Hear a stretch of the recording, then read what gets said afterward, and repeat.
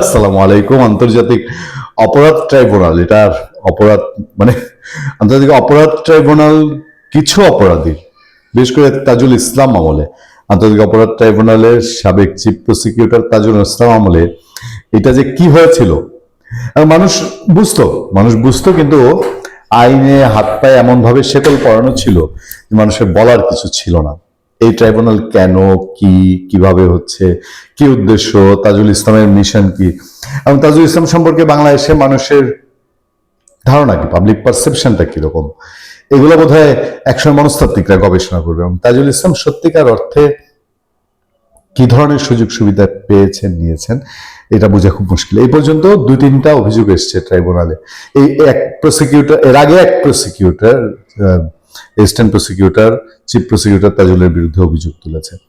তারপরে আরেকটার বিরুদ্ধে অভিযোগ উঠেছে, সে একজন আসামিরে জামিন পাওয়ার দেওয়ার কথা বলে সাবেক আওয়ামী লীগের এমপি 1 কোটি টাকার জন্য দেন দরবার করছে, অন্তত 40 বার ফোন করছে তার পরিবারকে। কিন্তু তাজুলের বিরুদ্ধে মানুষের অভিযোগ আছে, বহু অভিযোগ আছে তাজুলের বিরুদ্ধে, একের পর এক পত্রপত্রিকা উঠছে। আর সে বিদায় হওয়ার পরে তো আর বলারই বাকি নেই, এখন নতুন করে যে অভিযোগ আসছে।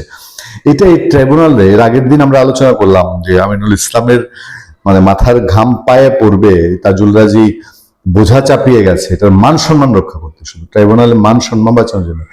তো আগে বিচারপতিরা ফুসফাস হয়ে যে আপনার অ্যাডভোকেট ফজলুর রহমান শুধু এই ট্রাইব্যুনালের বিচার সম্পর্কে একটু মন্তব্য করছিল শেখ হাসিনার ফাঁসির পরে, তাতে করেই ট্রাইব্যুনাল যে রিয়েক্ট করেছিল। তা এখন এই ট্রাইব্যুনাল যে মান সম্মানটা এত বাজায়, 12টা বাজায় গেল তাজুল গংরা, আমি জানি না ট্রাইব্যুনাল এটা কিভাবে নিচ্ছে।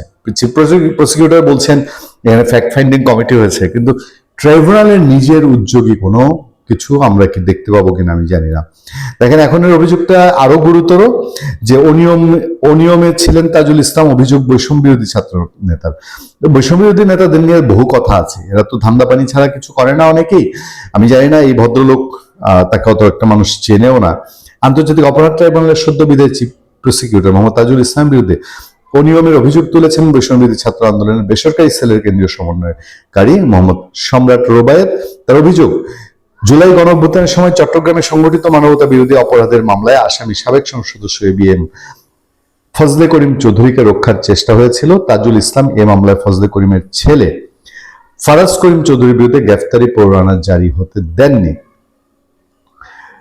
ট্রাইব্যুনালের বর্তমান চিফ প্রসিকিউটর মোহাম্মদ আমিনুল ইসলামের কাছে এই বিষয়ে একদম লিখিত অভিযোগ করেছে সম্রাট রোবায়েত। তিনি বলেন, ফজলে করিম চৌধুরীর বিরুদ্ধে ট্রাইব্যুনালে হওয়া মামলার অভিযোগকারী হচ্ছে এই ছেলে সম্রাট রোবায়েত।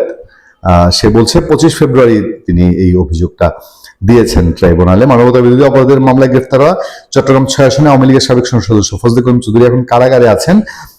সোমবার এই ট্রাইব্যুনালের তদন্ত প্রতিবেদন দাখিলের দিন ধার্য ছিল, বাট সেটা হয়নি। ফজলে করিম চৌধুরীকে জামিন করিয়ে দেওয়ার জন্য 1 কোটি টাকা চাওয়ার অভিযোগ রয়েছে এই মামলার দায়িত্বপ্রাপ্ত তৎকালীন প্রসিকিউটর মোহাম্মদ সাইমুম রেজা তালুকদারের বিরুদ্ধে, যে ঘটনাটি আমি আপনাদের বলছিলাম। আর এই যেই ছেলে বৈষম্যবিরোধী ছাত্র আন্দোলনের, সে অভিযোগ করছে যে চিফ প্রসিকিউটরের কাছে দেওয়া সম্রাট রোবায়েতের লিখিত অভিযোগে বলা হয়েছে সাবেক চিফ প্রসিকিউটর তাজুল ইসলাম এবং তার ঘনিষ্ঠ প্রসিকিউটর গাজী মনোয়ার হোসেন তামিম, মোহাম্মদ মিজানুল ইসলাম ও তারেক আব্দুল্লাহ মিলে একটি চক্র গড়ে চিহ্নিত অপরাধীদের আড়াল করার চেষ্টা করেছে। এরা দুই দিকেই কোপাইছে। একে, ট্রাইব্যুনালের বিচারে কি হচ্ছে, কি হবে আন্তর্জাতিকভাবে, এটা কতটা স্বীকৃত মানুষ সবটাই জানে, বোঝে। সেদিক দিয়ে যাদেরকে তারা ভুক্তভোগী বানিয়েছে, যাদের উপরে চড়াও হয়েছে নিজেদের রাজনৈতিক স্বার্থ হাসিলের জন্য, এইটা যেমন আছে, আবার যাদের কাঁধের উপরে ভর করে এসব এজেন্ডা বাস্তবায়ন করছে, তাদের উপরেও তারা অন্যায় অবিচার করছে। আখের গোছানোর দান্দা ছাড়া আলটিমেটলি আর কিছু না। ভালো থাকবেন, সুস্থ থাকবেন। পেশাতে আমি আতিক রহমান, পূর্ণিয়া।